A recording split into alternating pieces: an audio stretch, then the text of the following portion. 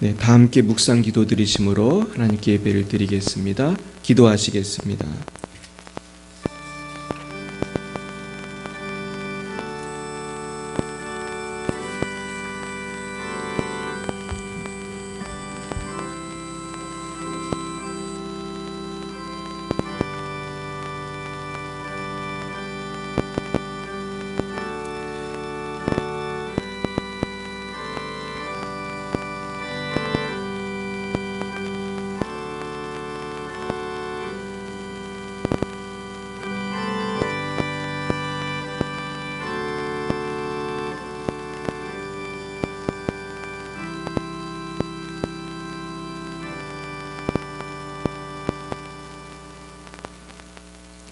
예수께서 온 갈릴리에 두루 다니사 그들의 회당에서 가르치시며 천국 복음을 전파하시며 백성 중에 모든 병과 모든 약한 것을 고치시니 그의 소문이 온 수리아에 퍼진지라. 사람들이 모든 앓는 자 곧 각종 병에 걸려서 고통당하는 자, 귀신 들린 자, 간질하는 자, 중풍병자들을 데려오니 그들을 고치시더라. 갈릴리와 데가볼리와 예루살렘과 유대와 요단강 건너편에서 수많은 무리가 따르니라. 아멘. 사랑과 은혜가 충만하신 하나님 아버지, 참 감사합니다. 우리를 사랑하사 하나님의 자녀 삼아 주시고 할 일 많은 이 나라에 태어나게 해주심을 감사드립니다. 그러나 저희들 이 사명을 망각한 채 이생의 자랑과 안목의 정욕과 육신의 정욕을 따라 세상을 사랑하며 살아갈 때도 많이 있었음을 고백합니다. 주님, 우리의 불충함을 용서해 주시고 이제는 남은 생애를 주님의 제자로서 주님을 따라 빛과 소금의 삶을 살아갈 수 있도록 인도해 주시옵소서. 주님, 우리나라를 위하여 기도합니다. 점점 빛을 잃어가는 이 나라를 볼 때 너무나 마음이 아프고 방황하는 국민들과 사리사욕에 집착하는 지도자들을 보면서 소망이 보이지 않지만 주님만을 바라보며 이 땅을 고쳐주시기를 간구합니다. 주님, 긍휼히 여겨 주시옵소서. 우리 모든 국민들이 회개하게 하시고 모든 지도자들이 회개하게 하시고 함께 잘 사는 대한민국을 만들어가게 하시고 하나님을 경외함으로 선교한국, 성서한국, 통일한국의 사명을 잘 감당할 수 있도록 복내려 주시옵소서. 주님, 이 시간에도 열방에서 복음을 증거하시는 우리 선교사님들을 위하여 기도합니다. 러시아의 장순영, 김정희, 장아림 선교사님, 레바논의 송주영, 박정임 선교사님, 말라위의 오천식, 박경은 선교사님을 축복합니다. 주님, 지켜주시고 날마다 함께해 주시옵소서. 하나님 아버지, 어제는 치유성회를 잘 감당하게 하심을 감사드립니다. 여러 가지 질병과 기도 제목을 가지고 모여 기도하였사오니 하나님, 모든 기도 제목이 하나도 땅에 떨어지지 않게 하시고 우리 교회의 성령의 권능을 부어주셔서 하나님의 치유와 회복으로 소문난 교회 되게 주시옵소서. 상처받은 영혼들, 병든 자들, 주님을 알기 원하는 분들이 구름대처럼 몰려오게 주시옵소서. 주님, 우리 열방이빛 사랑교회의 모든 성도님들을 축복합니다. 우리 성도님들의 가정과 사업과 일터와 학교에서 날마다 빛과 소금의 사명을 감당할 수 있도록 지켜주시고 영혼이 잘된 같이 범사가 잘되고 강건한 복이 넘쳐나게 하여 주시옵소서.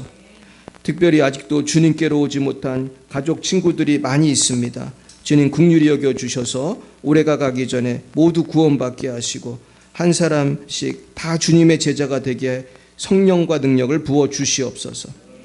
최근에 또 많은 새가족들을 보내주심을 감사드립니다. 원하옵기는 오시는 모든 분들이 우리 교회에서 하나님의 사랑을 받게 하시고 치유를 경험하게 하시고 말씀 안에서 큰 은혜 받도록 주여 은혜 내려 주옵소서. 또 우리가 서로 사랑하는 가족이 되기 원합니다. 주님의 나라를 이 땅에 세우는 가족이 되게 하여 주시옵소서. 하나님, 예배의 처음 시간입니다. 마치는 시간까지 주님 함께해 주시고 성부, 성자, 성령 하나님 모든 영광을 받아 주시옵소서. 예수님의 이름으로 기도드리옵나이다. 아멘. 나는 전능하신 아버지 하나님, 천지의 창조주를 믿습니다. 나는 그의 유일하신 아들 우리 주 예수 그리스도를 믿습니다. 그는 성령으로 잉태되어 동정녀 마리아에게서 나시고 본디오 빌라도에게 고난을 받아 십자가에 못 박혀 죽으시고 장사된 지 사흘 만에 죽은 자 가운데서 다시 살아나셨으며 하늘에 오르시어 전능하신 아버지 하나님 우편에 앉아 계시다가 거기로부터 살아있는 자와 죽은 자를 심판하러 오십니다. 나는 성령을 믿으며 거룩한 공교회와 성도의 교제와 죄를 용서받는 것과 몸의 부활과 영생을 믿습니다. 아멘. 성시교독은 교독문 67번이 되겠습니다. 교독문 67번 잠언 3장이 되겠습니다. 지혜를 얻은 자와 명철을 얻은 자는 복이 있나니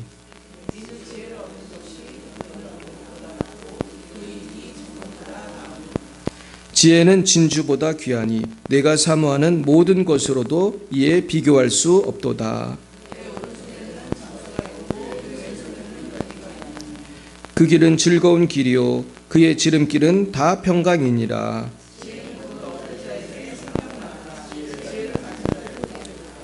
여호와께서는 지혜로 땅에 터를 놓으셨으며 명철로 하늘을 견고히 세우셨고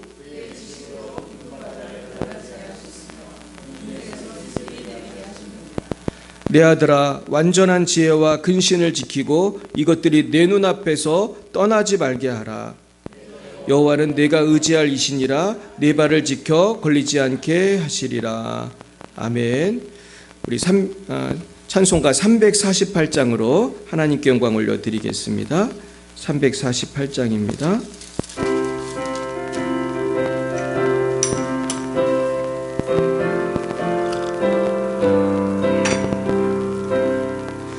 마귀들과 싸울지라 죄악 벗은 형제여 담대하게 싸울지라 저 악한 적병과 심판날과 멸망의 날 내가 섰는 눈앞에 곧 다가오리라. 영광 영광 할렐루야 영광 영광 할렐루야 영광 영광 할렐루야 곧 승리하리라. 마귀들과 싸울지라 죄악 벗은 형제여 고함치는 무리들은 흉한 마귀 아닌가. 무섭고도 더러운 새 모두 떨쳐버리고 주의 소 붙들라. 영광 영광 할렐루야 영광 영광 할렐루야 영광 영광 할렐루야 곧 승리하리라. 마귀들과 싸울지라 죄악 벗은 형제여 구주 예수 그리스도 크신 팔을 벌리고 너를 도와주시려고 서서 기다리시니 너서 나오라. 영광 영광 할렐루야 영광 영광 할렐루야 영광 영광 할렐루야 곧 승리하리라. 아멘. 이 시간 예배를 위하여 우리 변유민 청년 기도 인도해 주시겠습니다.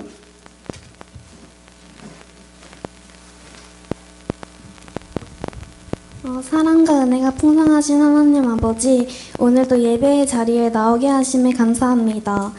저번 주 한 주간 하나님께 동행한다고 면서 나의 기분과 감정에 살았던 적이 많습니다. 그걸 회개하고 오늘 설교하시는 곽찬희 목사님께 성령의 은사를 부어 듣는 저희들의 길을 열어주셔서 또한 저희가 이번 주 설교로 다시 주님께 회개하고 한 주간 거룩하게 살아갈 수 있도록 도와주셔서 선교사님들을 위해 기도합니다. 하나님을 위해 살아가는 영혼들의 건강을 지켜주시고 부족한 부분들은 주님께서 채워주셔서 예수 그리스도 이름으로 기도드립니다.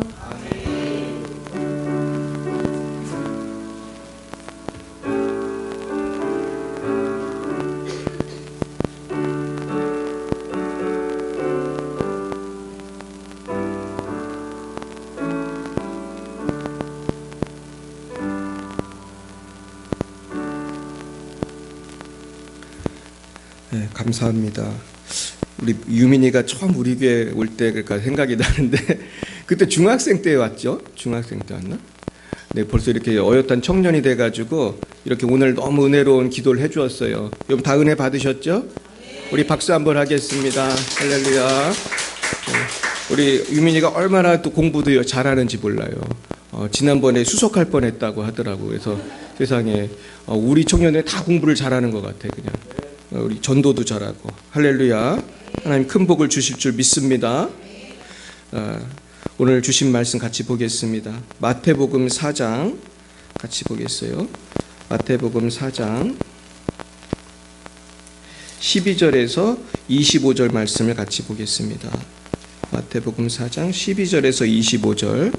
우리 교독하실 때 제가 12절을 먼저 읽도록 하겠습니다. 받들어 읽겠습니다. 마태복음 4장 12절. 예수께서 요한이 잡혔음을 들으시고 갈릴리로 물러가셨다가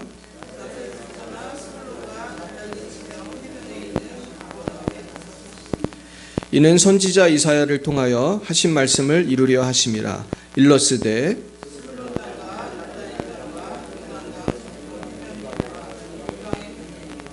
흑암에 앉은 백성이 큰 빛을 보았고 사망의 땅과 그늘에 앉은 자들에게 빛이 빛이었도다 하였느니라.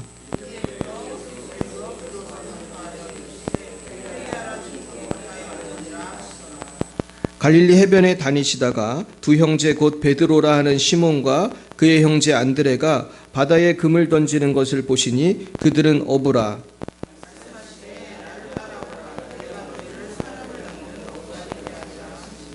그들이 곧 그물을 버려두고 예수를 따르니라.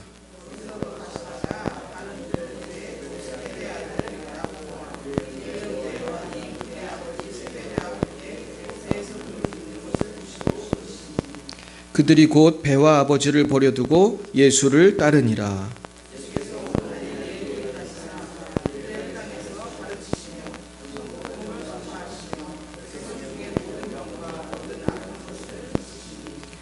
그의 소문이 온 수리아에 퍼진지라. 사람들이 모든 앓는 자, 곧 각종 병에 걸려서 고통당하는 자, 귀신 들린 자, 간질하는 자, 중풍병자를 데려오니 그들을 고치시더라. 갈릴리와 데가볼리와 예루살렘과 유대와 요단강 건너편에서 수많은 무리가 따르니라. 아멘. 네, 우리 옆에 분과 인사하겠습니다. 반갑습니다. 네, 반갑습니다. 네, 우리 잠깐 그래요. 우리 김정래 권사님 지난주에 보셨나요? 다 보셨죠? 네네. 우리 김정래 권사님 다시 한번 박수로 환영하겠습니다. 지금 우리 이제 권사님 중에서 제일 큰 언니가 되겠습니다. 그동안 시브라주 권사님이 그 제일 큰 언니였는데 지금 권사님보다 2살 언니예요. 그래서 그래도 김재덕 집사님보다는 좀 어리신가요? 우리 김재욱 지사님을 그 기록을 깰 수는 없습니다. 우리가 그래도 반갑습니다. 잠깐 기도하겠습니다. 하나님 아버지 너무나 감사합니다. 오늘 이렇게 귀한 영혼들 보내주시고 하나님 말씀 듣게 하심을 감사드립니다. 우리도 참 예수님이 사셨던 것처럼 인생을 살 때에 정말 헛된 것을 위해 사는 것이 아니라 꼭 필요한 것을 위해서 하나님 나라에서 면류관 받을 것만 위해서 살아가게 하여 주옵소서. 또한 우리 교회에서 또 우리 또 해외에서 선교하신 선교사님들을 통해서 아버지 또 우리 집사님 권사님을 통해서 하나님 영광 받으시는 줄 믿습니다. 지금은 눈에 보이지 않지만 하나님께서 저들의 수고를 기억하시고 복 주실 줄 믿습니다. 상 주실 줄 믿습니다.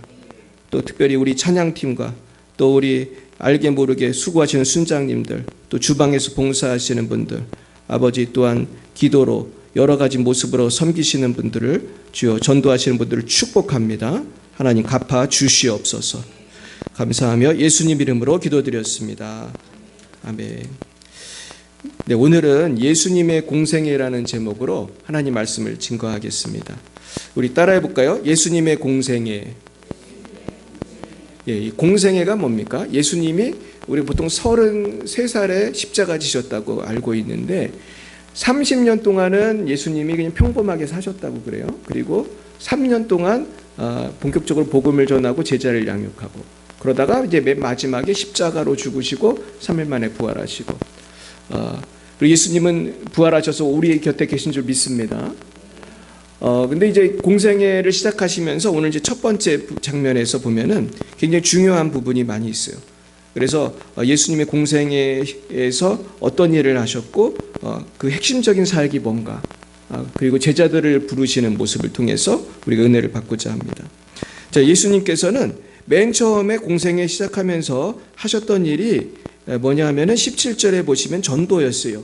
한번 보여주세요. 17절 읽어보겠습니다. 시작.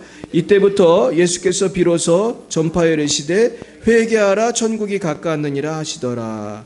아멘. 근데 예수님의 전도가 누구 전도랑 똑같은 것 같아요? 세례 요한이 했던 말하고 똑같죠. 세례 요한도 회개하라 천국이 가까웠느니라 이렇게 전도했는데, 예수님은 똑같이 회개하라 천국이 가까웠느니라 그렇게 전도했어요. 그러니까 여러분, 예수님을 믿는다는 것은 회개가 전제가 되는 거예요. 여기에 대해서 이제 특별히 존 메가더 목사님이 많이 강조했는데, 내가 쉽게 말해서 죄 사함을 받는다는 것은 지나간 나날들에 대한 후회와 반성이 꼭 있어야 되는 거죠. 그러니까 내가 회개하지 않고 새 사람이 됐다는 것은 불가능한 거예요. 여러분 이해 가시죠? 그래서 회개한다는 것이 복음의 어떻게 보면 핵심이에요. 회개하고 예수님을 믿고 죄사함을 받는 거고, 이제 천국의 소망을 갖는 건데, 그래서 회개하여 삶이 변하고 성령이 임하고 우리 천군 천사가 우리를 도와주는 것입니다. 반대로 회개를 안 하면은 삶이 변할 수가 없는 거예요. 특별히 회개를 깊이 안 하면은 그 악한 영의 영향력에서 자유케 될 수가 없어요. 그래서 여러분, 악한 영을 물리치고 자유를 누리기 원하십니까? 예, 아멘이 현찮으신데 우리가 이왕이면 예수 믿고 자유를 누리기 바랍니다. 근데 자유를 누리는 게 사람마다 다 달라요. 예수 믿는 사람이 지금 이 방에 한 20명이 앉아 있다면은 20명이 누리는 기쁨과 자유가 같겠어요? 다르겠어요? 다른 거예요. 그래서 우리가 예수님을 내가 얼만큼 누리는가, 그거는 어디에 달려있냐면 사실은 회개를 얼만큼 했는가에 달려있어요. 그러니까 내가 이 컵이 있는데 이 컵에 뭐라고 할까요? 맛있는 주스를 담고 싶단 말이에요. 근데 사람마다 다 컵이 다 사이즈가 같다고 생각해 보세요. 근데 컵에 물이라든지 뭐 다른 게 담겨 있으면은 주스를 얼만큼 넣을 수 있죠? 그렇죠? 비어 있는 만큼. 오늘 또 지혜로운 분이 얘기하셨는데, 내가 지금 저는 이제 물이 좀 요만큼 담겨 있단 말이에요. 근데 물을 내가 마신 만큼 그만큼 주스를 넣을 수 있는 거예요. 그렇죠? 공기가 그만큼 들어가는 거예요. 사실 눈에 안 보이지만. 그러니까 우리 안에 죄가 가득하면은 성령님이 들어올 자리가 있어요? 조금밖에 없어요? 아주 조금밖에 없어. 회개를 요만큼 하면 요만큼밖에 못 들어오시는 거고, 다 비워내면 더 들어오시는 거예요. 할렐루야. 그러니까 회개가 얼마나 중요한지 알 수 없어요. 그래서 우리가 정말로 이걸 경험을 해봐야 되는데, 예수 안에 있는 참된 평화와 만족을 누리고 계세요? 저는 예수 믿는 기쁨이 세상에 어떤 기쁨보다 좋은 것 같아요. 그래서 우리가 어떤 식당에 가서 맛있는 것을 먹고, 또 저는 외국도 많이 살아봤는데 외국에 가면 진짜 멋있는 장면도 많아요. 제가 본 것 중에 제일 멋있었던 거는 뭐였을까? 아마 나이아가라 폭포였던 것 같아요. 제 생각에. 가보신 분? 가보셨어요? 우리 나중에 단체로 한번 갔으면 좋겠습니다. 거기가 약간 멀긴 하지만은 이건 진짜 볼만해요. 나이아가라 폭포는. 그죠? 캐나다 쪽에서 보셨어요? 거기가 진짜로 멋있거든요. 두 분이 갔다 왔으니까 같이 한번 놀러 가면 좋겠는데, 근데 너무 멋있는 거야. 근데 제가 나이아가라 폭포를 구경하면서 와, 너무 멋있다 그렇게 생각했는데, 예수님 믿는 건 더 멋있는 일이에요. 할렐루야. 내가 죄사함 받는 건 더 놀라운 일이에요. 내가 죽은 영혼이 살아나는 건 더 놀라운 일이에요. 할렐루야.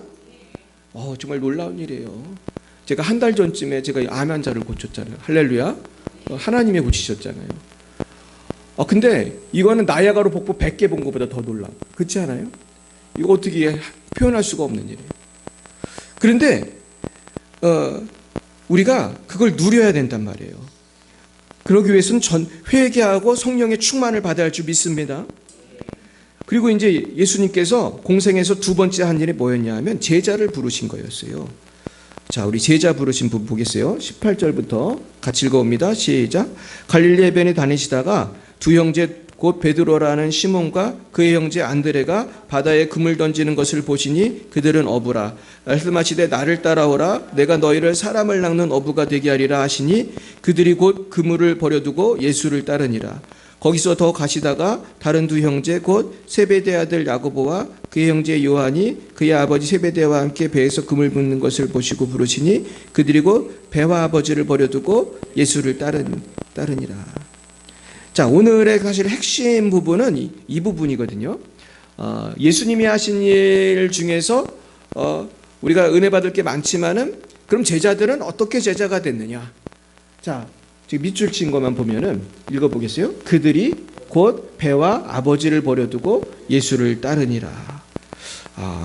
제자가 된다는 건 여러분 버려야 될 수가 있는 거예요. 근데 이게 쉬운 일 같아요? 너무나 어려운 일 같아요? 너무나 어려운 일이지.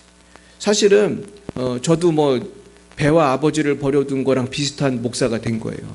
저도 우리 아버지 어머니를 위해서 하는 일이 별로 없어요. 제가 하는 일은 뭐 기도해드리고 뭐 가끔 가서 인사하는 것밖에 없고, 사실은 저는 물질적인 도움을 전혀 거의 못 드리거든요. 근데 이제 그럼 자식들은 그게 굉장히 큰 슬픔이고 어려움이에요, 사실은. 근데 다행히도 이제 우리 아버지는 이제 교사셔가지고 연금을 받으시지만 나는 거꾸로 우리 아버지한테 용돈을 받고 살고 있어요. 할렐루야. 내가 얼마나 기쁘겠어요, 힘들겠어요, 마음이. 옛날에는 그래서 내가 다시 돌려드렸어, 그냥. 그랬더니 더 실망하시는 거야, 돌려드리니까. 그래가지고 이 개척교회 목사가 쉬운 게 아니에요. 그러니까 여러분, 이 목사도 힘든데 더 힘든 거는 약간 천주교 쪽은 더 힘들더라고, 보니까. 제 친구의 형이 천주교 수도원에서 사시는 수사인데 그분들은 더해, 보니까. 맘대로 외출도 잘 안 되는 것 같고 완전히 거의 2년을 끊고 살잖아요. 그래가지고 그래도 이제 뭐 무슨 일 있으면 가고 그러는 것 같더라고. 근데 거의 그냥 상종을 안 하는 그런 삶을 사는 거란 말이에요. 그러니까 주를 위해 산다는 게 사도들이라든지 목회자들은 사실은 많은 걸 포기해야 돼요. 제가 이제 되게 친한 목사님들하고 가끔 밥을 먹거나 얘기를 하면은 참 이분들이 많은 걸 포기하고 산다, 그런 생각이 들어요. 제가 며칠 전에도 어떤 목사님하고 밥을 먹었는데 그분이 우리나라에서 제일 좋은 대학 나왔어요. 무슨 대학인지 아시죠? 제일 좋은 대학. 우리 고민할 게 없잖아, 그 대학은. 그래서 이분이 잘 나갔던 분이에요. 그래서 우리나라 막 어떤 대통령 후보 밑에서 일을 했어요. 그러니까 대단히 이분이 유명해질 사람인데 주님을 위해서 헌신하고 이제 개척교회 목사가 되셨어요. 사례비를 얼마 받으시는지 아세요? 아주 조금 받으세요. 난 지금도 미스테리야. 어떻게 살 수 있는지 이해가 안 가는 거예요. 그래가지고 제가 그분이 하루는 또 차도 없더라고. 그래가지고 차가 없는데 어떻게 목회를 하는지 모르겠어요. 그래서 내가 기도를 했더니 하나님, 우리 이 목사님한테 제가 차를 사주고 싶은데 저도 돈이 별로 없으니까 돈을 달라고 내가 기도를 했어요. 근데 옆에 있으니까 또 다른 목사님이 또 불쌍해. 주여, 저 목사님도 도와주세요. 저 목사님, 그리고 또 불쌍한 사람이 또 생겨. 그래서 내가 기도를 하다 보니까 뭘 느꼈냐면 이런 식으로 도와주려면 1억도 더 있어야겠다, 그런 생각이 드는 거예요. 근데 기적이 일어났어. 근데 그 기도를 하고 몇 주 있는데 어떤 분이 우리 교회에 작정헌금을 하신 거예요. 여러분 아시죠? 잘 모르세요? 지정헌금을 해서 지정헌금. 개척교회 목사들을 도와주라고, 선교사들을 도와주라고. 1억도 넘게. 우리 교회에 쓰라고 준 건 하나도 없고. 물론 뭐 저도 개척교회 목사니까 도움을 받았지만은 그래도 이분이 얼마나 큰 결단을 한 거예요. 그래도 정말 이분 저 훌륭한 분인데 개척교회 목사님들, 내가 하나님한테 기도했던 그분들 내가 다 도와줄 수 있었어요. 야, 하나님은 정말 우리 기도를 들으시는구나. 내가 그게 응답되고 깜짝 놀랐다니까. 제가 달라고 기도를 하면서도 야, 이렇게 하나님이 도와주시려면 1억이 넘게 있어야 되는데, 근데 하나님은 1억이 아무것도 아니라는 걸 내가 그때 알았어요. 할렐루야. 근데 그 목사님이 그러더라고요. 자기 형제들은 다 잘 산대. 뭐 형은 뭐 의사고 또 큰형은 또 큰 교회 목사고 다 잘 산대. 자기가 제일 가난하다는 거야. 근데 그 얼굴에 근심 걱정이 없는 거예요. 할렐루야. 얼마나 놀라운지 알 수 없어요. 근데 여러분, 이런 삶이 쉬운 것 같아요, 어려운 것 같아요? 대답이 시원찮으신데 이게 쉬운 게 절대로 아니에요. 특별히 그런 명문대에 나와가지고 잘 살 수 있는데 다 포기하고 개척교회하고 선교사랑 하는 거 되게 어려운 일이에요, 사실은. 그러나 그렇게 하는 이유가 뭘까? 예수를 위해 살 때 보람이 있기 때문이에요. 자유가 있기 때문이에요. 할렐루야. 더 큰 기쁨이 있기 때문이에요. 그래서 헌신 없이는 열매가 없는 것이에요. 그래서 요즘에 보면은 젊은 여성들이 결혼도 잘 안 하고 결혼해도 아기를 잘 안 낳아요.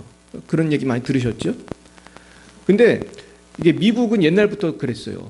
그래가지고 예전에 어떤 목사님이 미국의 어떤 그 교포가 결혼을 했는 그 자녀가 결혼을 하는 데를 갔다는 거예요. 자녀가 결혼을 하는데 갔는데 아마 자녀가 미국 대학 교수인가 하여튼 그래가지고 미국 많은 대학 교수들이 앉아 있었대, 그 예식장에. 그런데 놀라운 점은 그 결혼 예식을 하는데 그 앉아 있는 교수들이 그렇게 울더라는 거예요. 왜 울었을 것 같아요? 이제 퀴즈인데 한번 맞춰보세요. 그 교수들이 왜 울었을 것 같아요? 아시는 분? 응? 애기 안 난다고 울었다고요?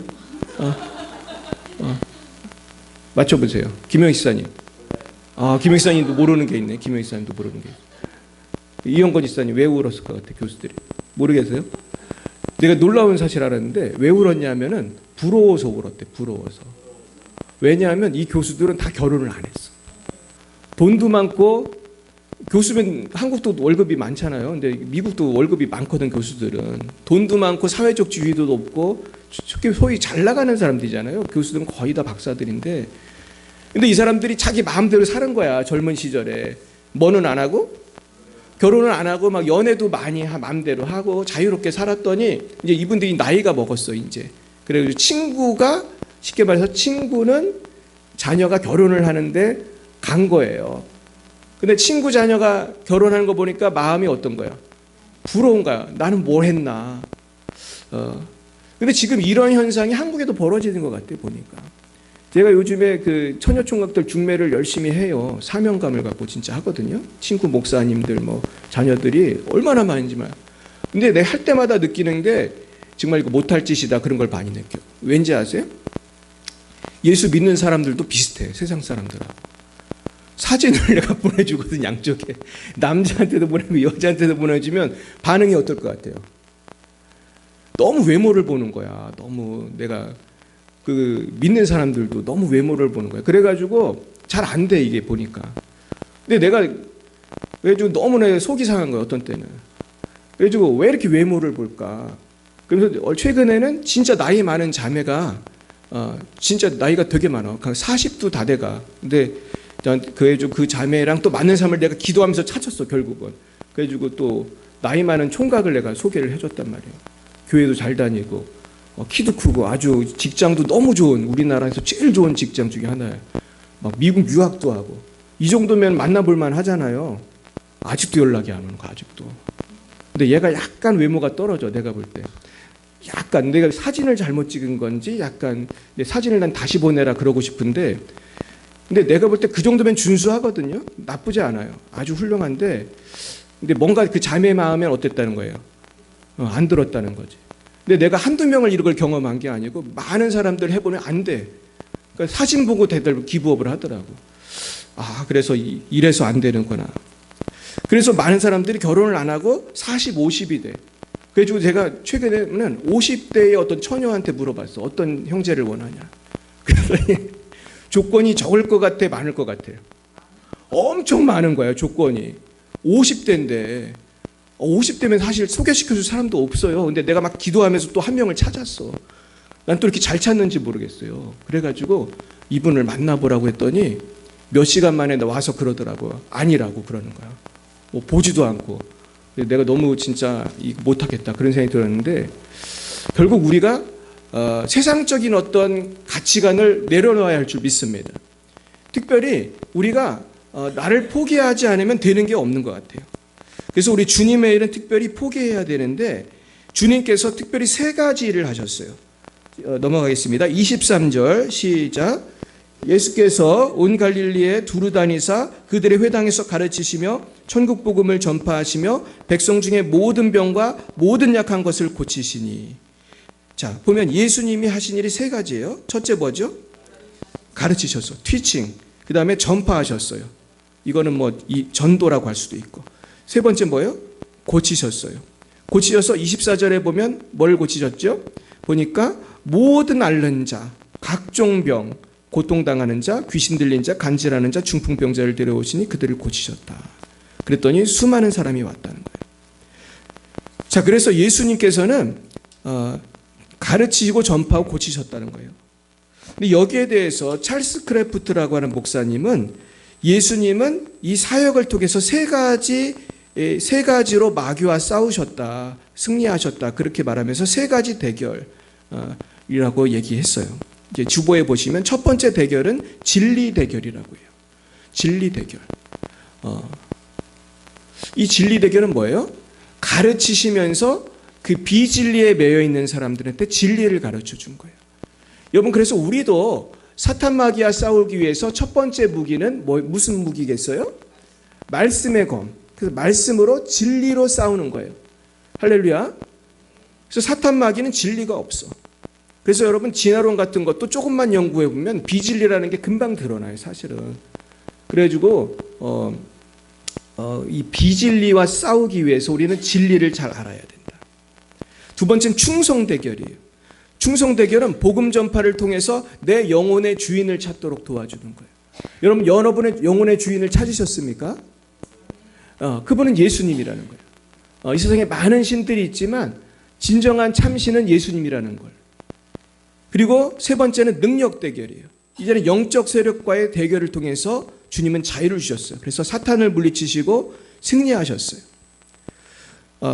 그렇다면은 우리는 주님의 제자가 되기 위해서 어떤 삶을 살아야 될까? 오늘 저는 이 부분을 말씀드리고 오늘 말씀을 마치려고 합니다. 그래서 주님의 제자가 되기 위해서는 아까 성경에서 나온 것처럼 버려야 제자가 될 수 있습니다. 많은 사람들은 버리면 잃는다고 생각하는데 버려야 살 수 있어요. 근데 첫 번째 제자들이 버린 것은 무엇이었죠? 그물을 버렸어요. 그물. 자, 어부에게 있어서 그물을 버렸다는 것은 뭐를 포기했다는 거죠? 생계 수단을 포기한 것입니다. 이것은 어떤 면에서 내가 가장 의지하고 있던 것을 포기한 것이에요. 내가 자신을 지탱했고 자기의 생활 방식이었던 것을 포기한 것입니다. 너의 그물을 내려놓으라, 내가 새로운 삶으로 인도하겠다고 하신 것입니다. 결국 우리는 내 어떤 좁은 생각과 좁은 생각을 버리고 내가 새로운 성령으로 담아야 돼요. 근데 저도 사실은 그 선교사 나갈 때 제일 힘들었던 게 물질적인 거였어요. 그리고 개척교회 시작할 때도 마찬가지였어요. 그러니까 저도 박사학위를 받고 이제 사실 보통 박사학위 받으면은 뭐 어느 직업이든지 이제 잡을 찾고 그러는데 저도 이제 미국에서 박사학위 받았으니까 그때 뭐 정말 무슨 돈이 있었겠어요. 이제는 내가 일을 해야 되는데 하나님께서 또 선교지로 인도하시니까 선교지에서 뭐 선교사 한다고 뭐 누가 돈을 주는 것도 아니고 그때 제일 힘들었어요. 근데 하나님께서 그때 저를 시험하시는 것 같다는 걸 많이 느꼈어요. 이제 선교지를 가려면 우리 교단도 후원금을 모금을 해야 돼요. 그래서 나는 어떤 ABC 교회에서 후원금을 뭐 몇백만 원을 매월 이렇게 펀드레이징 할 수 있습니다. 이걸 증명을 해야 돼요. 그래서 몇만 불, 몇만 불은 아니고 하여튼 그렇게 큰 돈이 아니라도 어느 정도는 해야 파송을 해줘요. 근데 저는 우리 부부는 그 친구들이 많이 그 선교사 훈련하러 갔더니 어떤 친구는 막 대형 교회에서 후원을 받고 막 그랬는데 우리 교회도 물론 대형 교회가 후원하긴 했지만 우리 교회는 굉장히 많은 선교사를 보내다 보니까 액수가 되게 적었어요. 그래가지고 우리를 그 도와주시는 멘토 선교사님께서 우리 인터뷰할 때 재정이 가능할 거냐 이렇게 물어보시더라고요. 그 재정 갖고 과연 중국을 갈 수 있겠느냐 이제 그걸 걱정을 하시더라고요. 그랬었죠. 그래서 실제로 그때 굉장히 어렵게 갔어요. 근데 제가 중국에서 놀라운 걸 경험한 거는 나는 사실 요만큼밖에 후원을 못해서 왔는데 중국에 일단 무조건 믿습니다로 갔더니 그 후에 막 후원금이 더 들어오는 거예요. 할렐루야. 그래서 나중에는 훨씬 여유가 있어졌어요. 근데 개척을 할 때가 됐을 때도 똑같이 기도했어요. 사실 개척은 더 힘들거든요. 개척은 어느 교회가 해주는 경우도 있지만 우리는 후원교회가 하나도 없었어요. 그때 상황은 너무나 복잡하고 어려웠기 때문에 아무도 도와줄 사람도 없었어요. 그래가지고 그때 우리 가족들하고 이제 개척을 할 때 좀 하나님 앞에 기도했어요. 하나님, 제가 개척을 할 때 하나님 물질을 책임져 주세요. 왜냐면 그때 마침 우리 자녀가 굉장히 또 좋은 학교 입학을 해가지고 근데 좋으나 학비가 비싼 그런 학교에 입학을 했기 때문에 도저히 감당할 수가 없는 상황이었어요. 그래도 정말 내가 하나님 앞에 눈물로 기도했던 기억이 나요. 그런데 하나님이 공급을 해주시는 거예요. 놀라운 방법으로. 할렐루야. 그래서 제가 지금 개척한 지 지금 8년인가요? 7년인가? 지금까지 우리가 굶지 않고 살아가는 것을 주의 은혜인 줄 믿습니다. 결국 우리는 그물을 버려야 된다는 것은 예수를 믿는 사람은 하나님을 믿고 모든 것을 포기할 수 있어야 된다는 것입니다. 그럼 주를 위해서 담대하게 포기하시길 축원합니다. 두 번째는 배와 아버지를 버려야 돼요. 배와 아버지는 뭐겠어요? 안정과 안전이에요. 그러니까 배는 직장이라고 할 수 있고 아버지는 가족이란 말이에요. 근데 이게 얼마나 어려워요. 우리 예수 믿는 사람들이 예수 믿기 때문에 핍박을 사실 가족에게서 제일 많이 받는 것 같아요. 제가 예전에 어디 신방을 가가지고 어떤 중년 남성에게 예수님 믿으라고 그랬어요.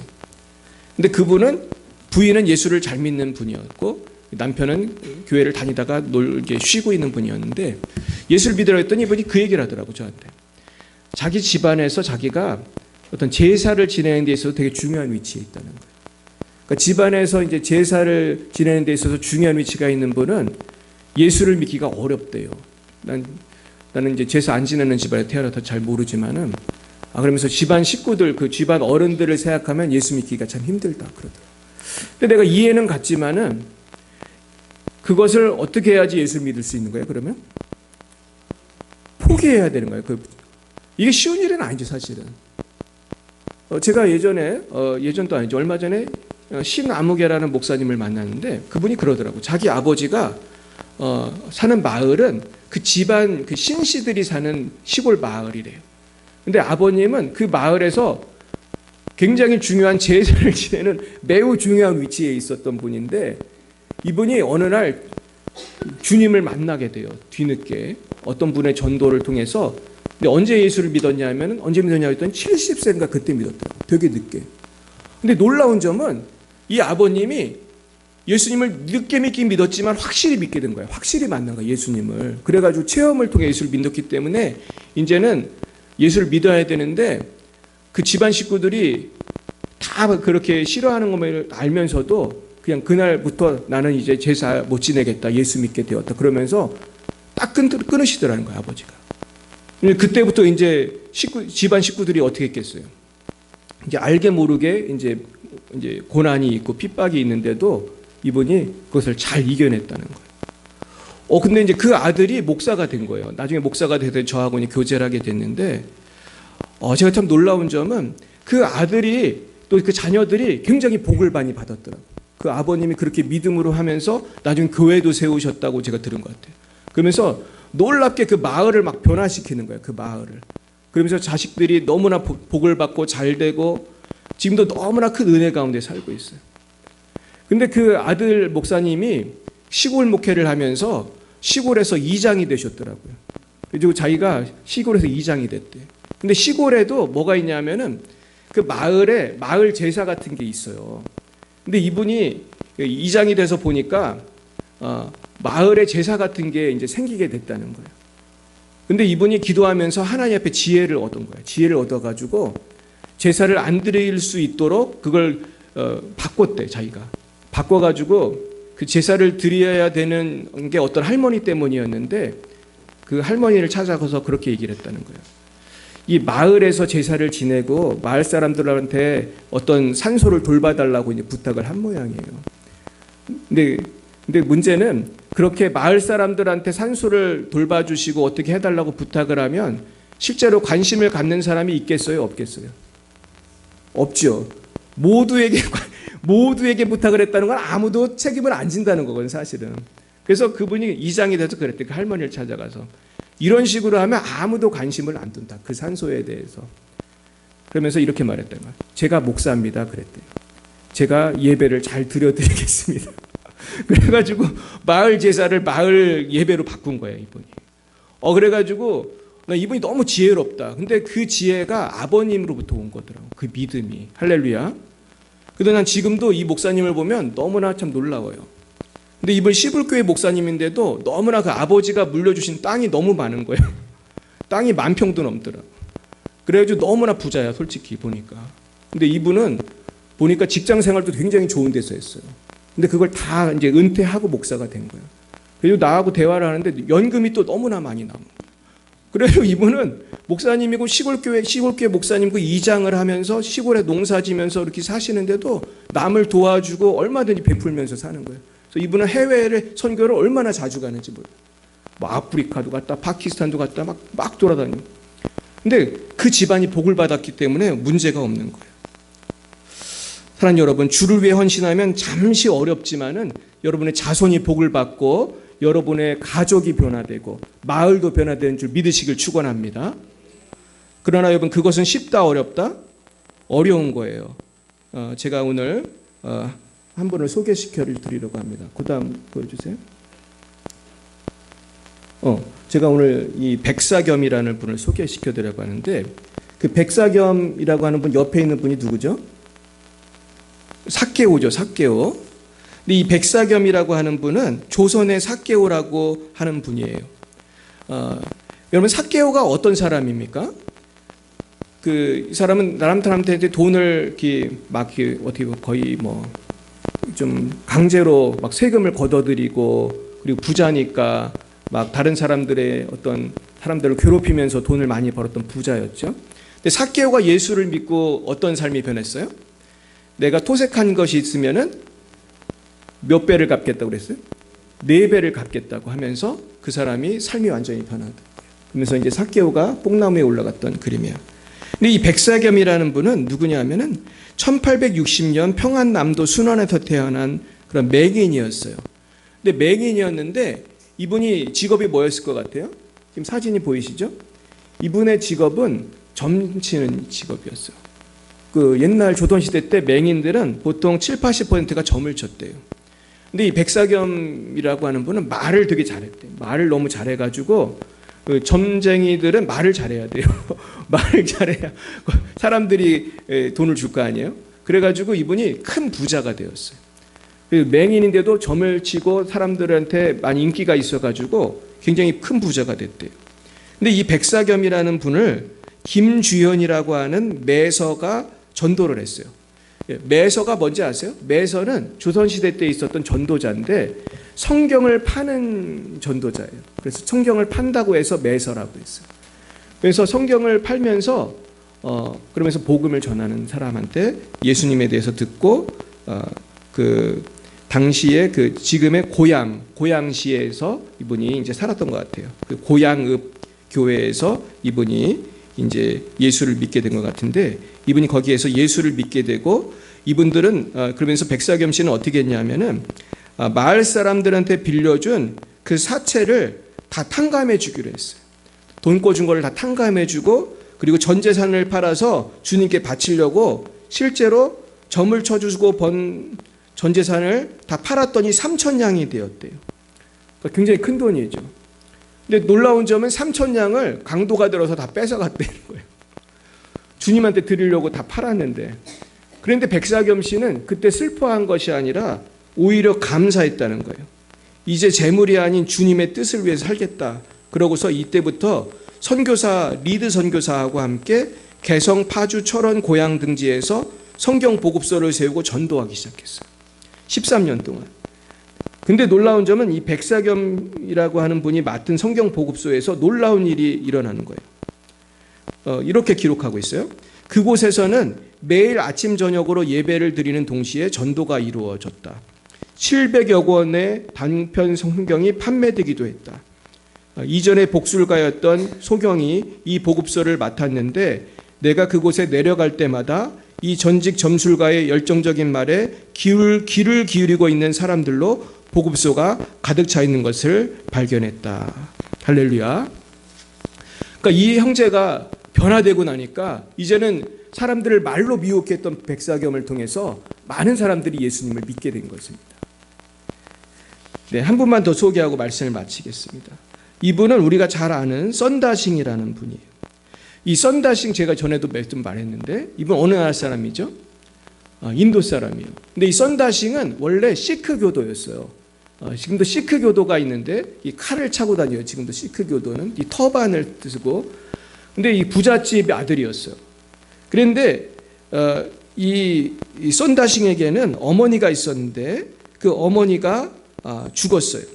그래서 14세 무렵 어머니가 죽은 다음에 영적인 혼란을 겪고 그러면서 이 썬다싱은 참신을 만나기 위해서 기도하기 시작했어요.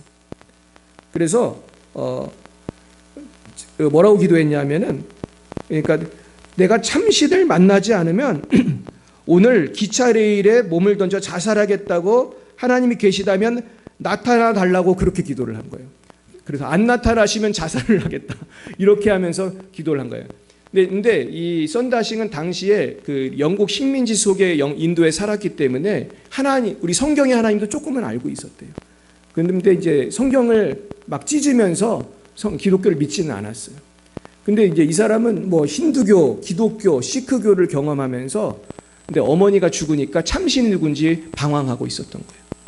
그런데 그렇게 기도하는 중에 그날 밤에 밤새도록 기도하면서 이제 안 만나주시면 그 다음날 자살을 하기로 결심을 했는데 밤새도록 기도할 때 환상을 보게 되었어요. 그러면서 그 기록에 의하면 1903년에서 1904년경에 그 밤에 찬물로 목욕을 한 뒤에 기도하던 중에 밤에 갑자기 빛이 들어왔고 그 싱은 못 박은 손을 가진 인물을 보고 내가 나를 얼마나 부인하겠느냐라는 음성을 들었다고 얘기했어요. 못 박은 손이 있는 그분은 누구겠어요? 예수님이에요. 그래서 썬다싱은 그때 예수님을 만나고 충격을 받고 예수님을 믿게 되었어요. 그리고 썬다싱은 예수님을 믿고 나서 이제는 그때부터 핍박이 시작이 되었어요. 그래서 이제 정식으로 아버지한테 가서 제가 이제 예수님을 따르겠습니다. 이랬더니 온 식구가 반대하고 핍박을 하는데 나중에는 정말로 식구들이 썬다싱을 죽이려고 했어요. 그래서 썬다싱이 이제 난 주님을 따르겠다고 집을 떠날 때 음식을 싸줬대요. 근데 음식을 싸줬는데 그 음식을 먹고 죽을 뻔한 거예요. 왜냐하면 그 음식에 독을 넣어서 준 거예요. 그 아들이 먹고 죽으라고. 그러니까 지금도 이슬람교는 예수를 믿거나 개종을 하면 그 명예살인을 해요. 그래가지고 식구들이 죽이려고 그래요. 근데 이게 마귀의 역사죠. 그러나 썬다싱은 굴하지 않고 독약을 먹었음에도 다시 살아났대요. 그리고 복음을 얼마나 열심히 전했냐 하면은 티벳까지 가서 복음을 전했어요. 그래가지고 티벳이 그 당시에는 왕국이 있었어요. 불교 왕국. 지금은 이제 공산화가 돼가지고 그냥 뭐 형체만 있고 물론 불교가 있긴 있지만은 옛날엔 티벳 왕국이 있었고 거기에 승려들이 실제로 정치적인 능력도 있었어요. 그랬더니 티벳 승려들한테 잡혀가지고 티벳 승려들이 죽으라고 이렇게 땅굴 같은 데다가 이렇게 넣기도 하고 그러면서 뱀들이 나타나기도 하고 뭐 별의별 일을 다 당했는데 하나님이 살려주셔서 계속 살아나는 거예요. 그러면서 썬다싱을 통해서 많은 기적이 일어나고 놀라운 일이 일어나면서 썬다싱이 나중에는 전도를 하다가 나중에는 그 서구회까지 갔어요. 그래서 1918년에는 런던에 가서 옥스퍼드 대학, 캠브리지 대학에서도 강연을 하고 1919년에는 스칸디나비아, 독일, 스위스, 프랑스에도 갔어요. 1920년에는 미국, 캐나다, 호주에도 가서 강연을 했어요. 1922년에는 유럽에도 가게 되었어요. 그러면서 썬다싱을 통해서 사람들은 큰 충격을 받게 되고 나중에 썬다싱에게 충격을 받은 그 사람들이 그 영성운동과 경건훈련운동을 하게 되는데 썬다싱이 큰 영향을 미쳤다고 그래요. 사랑하는 여러분, 나중에 썬다싱은 끝까지 전도를 하다가 그 히말라야 산맥을 넘다가 실종이 되었어요. 또 지금도 썬다싱이 왜 죽었는지 언제 죽었는지 아는 사람이 없어요.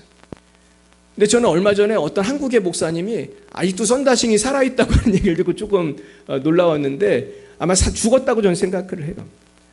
그런데 아직도 그 영향력이 굉장히 강한 거예요. 그렇게 얘기를 할 정도로. 그래서 저는 요즘에 가끔 인도를 가는데 인도를 갈 때마다 썬다싱 생각을 많이 해요. 썬다싱의 기도가 아직도 이루어지고 있구나. 지금도 인도에 많은 기독교인들이 핍박이 많지만 믿음을 지키고 그것을 이겨나가고 있어요. 사랑하는 여러분, 우리가 주님을 위해서 고난을 당하고 헌신하는 것은 지금은 힘들지만 나중에 하나님께서 말할 수 없는 은총으로 갚아주실 줄 믿습니다. 그것이 어쩌면 이 땅에서 못 누릴 때도 있어요. 하지만 그 은총이 어떤 때는 자녀에게도 임하고 또 중요한 것은 영원한 천국에서 하나님께서 말할 수 없는 축복으로 갚아주실 줄로 믿습니다. 나마다 이 말씀을 믿으시고 주님을 위해서 충성을 다하는 저 여러분이 되시기를 예수님의 이름으로 축원드립니다. 기도하겠습니다. 사랑의 하나님 아버지 감사합니다. 우리가 예수님을 믿는다 하면서도 우리는 우리가 붙잡고 있는 구물을 내려놓지 못하고 내가 붙들고 있는 세상의 기쁨과 재미와 쾌락을 포기하지 못할 때가 많이 있었습니다. 주여 저희들을 용서하여 주시옵시고 이제는 주님을 위해서 모든 것을 내려놓고 제자로 헌신하게 하여 주시옵소서. 주님의 모든 것을 내려놓고 아버지 복음을 전하게 하시고 모든 것을 내려놓고 최선을 다해서 주를 섬길 때에 하나님 나의 가정이 변화되게 하시고 대한민국이 변화되게 하시고 열방이 변화될 수 있도록 은혜 내려 주시옵소서. 하나님 오늘도 주님 은혜 감격하여 예물 바친 손길들이 있습니다. 주의 이물을 쓰이는 곳마다 아버지의 영광만이 나타나게 하여 주시고 주님 홀로 모든 영광을 받아 주시옵소서. 감사하오며 예수님 이름으로 기도드렸사옵나이다. 아멘. 네, 광고 말씀드리겠습니다. 어제 기도해 주셔서 10월 치유성회를 잘 마쳤습니다. 기도해 주셔서 감사드리고요. 오늘 새 가족들이 몇 분 나오셨는데 이 시간 축하하는 시간을 잠깐 갖도록 하겠습니다. 나오실 때 우리 박수로 환영해 주시기 바랍니다. 우리 집사님 가정하고 우리 권사님 잠깐 나오시겠습니다.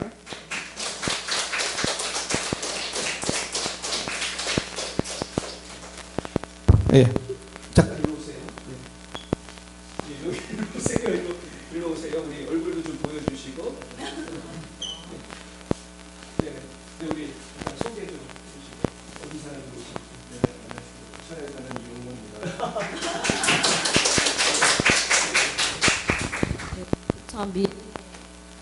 정주희입니다. 저는 소사에서 살다가 중동으로 이사 왔습니다. 우리가 작은 선물을 준비했는데요. 우리 나눠드리도록 하겠습니다. 네, 감사합니다. 네, 잠깐 제가 기도하겠습니다. 하나님 아버지 감사합니다. 정말 주님께서 너무나 귀한 영혼들을 우리에게 보내주심을 감사드립니다. 하나님 아버지, 이제 우리가 한 가족이 되었으니 끝까지 서로 사랑하게 하여 주시고 하나님 나라 가는 그날까지 정말 동행하게 하시고 또 무엇보다도 주님과 동행하면서 하나님께서 공급해 주시는 참으로 생명을 얻고 더 풍성히 얻는 풍성한 삶을 누리게 하여 주시옵소서. 예수님 이름으로 기도드렸습니다. 아멘. 네, 감사합니다.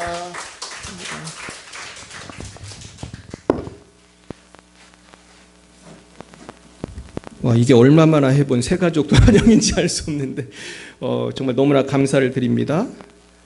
가만 있어봐. 정사라 목사님? 목사님도 새 가족이잖아요, 그죠? 목사님 나오세요.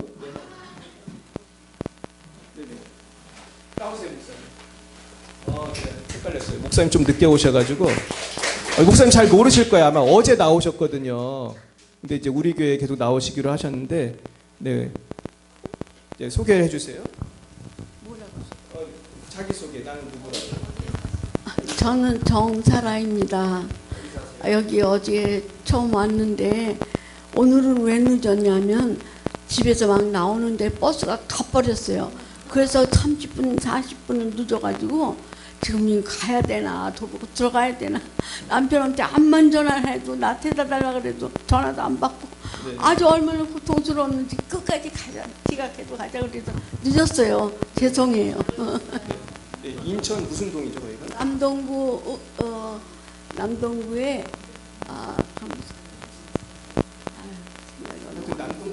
멀어요. 굉장히 먼 데서 오신 거예요. 네, 우리 목사님 감사합니다. 그리고 제가 좀 기다리겠습니다. 죄송합니다. 하나님 아버지, 우리 정사라 목사님 보내주셔서 감사합니다.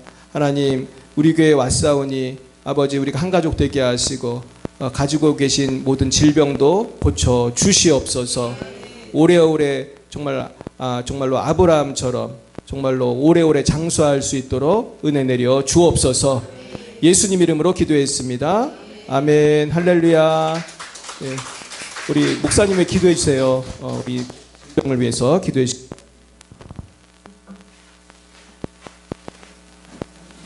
그래요. 이렇게 늦었는데도 오셔서 너무나 감사합니다.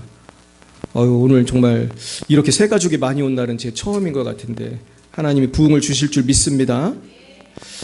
네, 그리고 저는 이제 노회가 있거든요. 노회가 우리 화요일에 있어서 이제 대전을 가게 됩니다. 그래서 월요일부터 가게 됩니다. 네, 지금 제가 2번을 쓴 걸 같이 읽어볼까요? 시작. 새 가족들이 오고 계십니다. 주님께 감사를 드리며 새 가족들을 위해 날마다 기도해 주시고 사랑으로 맞아 주시기 바랍니다. 네, 날마다 기도해 주실 분만 아멘. 네, 날마다 기도해 주시기 바랍니다. 네, 사실 정말 기도가 중요한 것 같아요.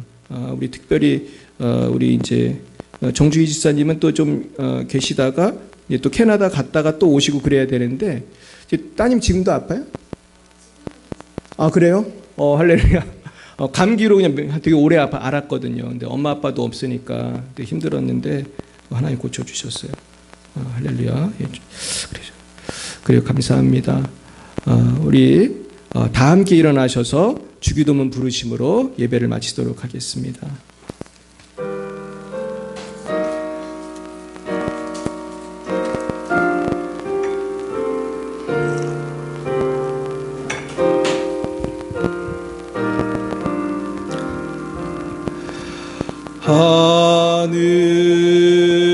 하늘에 계신 아버지 이름 거룩하사 주님 나라 임하시고 뜻이 이루어지이다.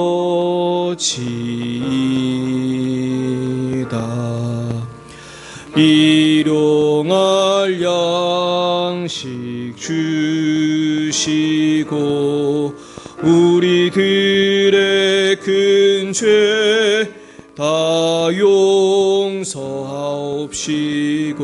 또 시험에 들게 마시고 악에서 구원하소서. 대개 주의 나라 주의 권세 주의 영광 영원히